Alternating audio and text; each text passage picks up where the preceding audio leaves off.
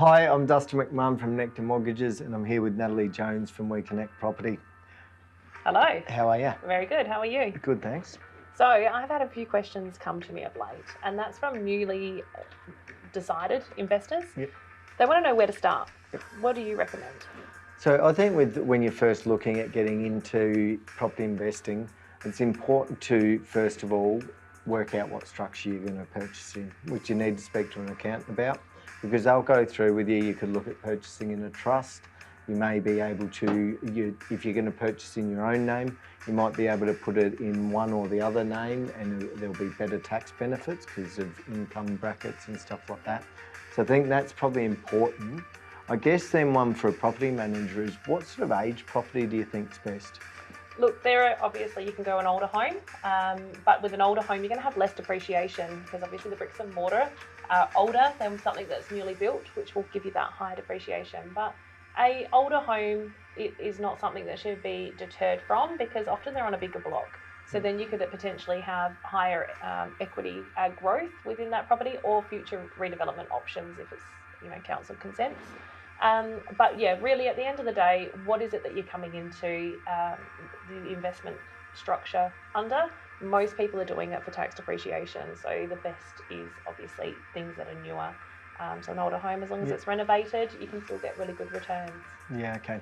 Because also something else, I guess, with costs and what you can afford, a lot of people, it's worth working out whether you want to look at purchasing with a principal and interest loan or interest only. Generally, if you've got a home loan, you want to focus on paying that down first. So we'll put the investment loan interest only, so you can focus on paying off your own home, because essentially, subject to your accountant's advice, your investment loan is tax deductible. So you want to keep that as high as you can while you're still paying off a home loan. Absolutely. And then I guess the big question everyone asks is, what location should you buy an investment property in? Yeah, now that's tricky, because obviously location is also going to determine your rent yield and also your capital growth.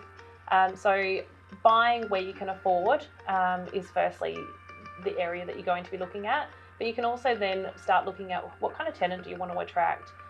If you're looking for a corporate couple, they're likely to want something that's smaller, maybe with a little bit of an entertainment yard, but something that they don't have to spend their weekends maintaining. And they're going to be wanting a closer commute to work, which is generally going to be your CBD sort of aspect.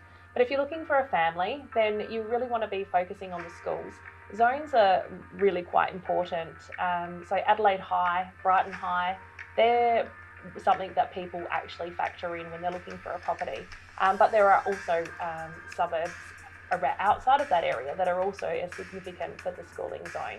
So I guess having a look, you really don't want to be up against a lot of competition. So wherever you're looking to invest, I'd highly recommend that you jump on the platforms like Domain and realestate.com.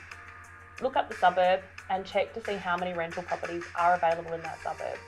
Because if there's a lot, then you're probably going to have a lot of competition. And therefore you may not be able to get the best asking price for rent, because other properties will pull you down. But they're just a few things that you can consider.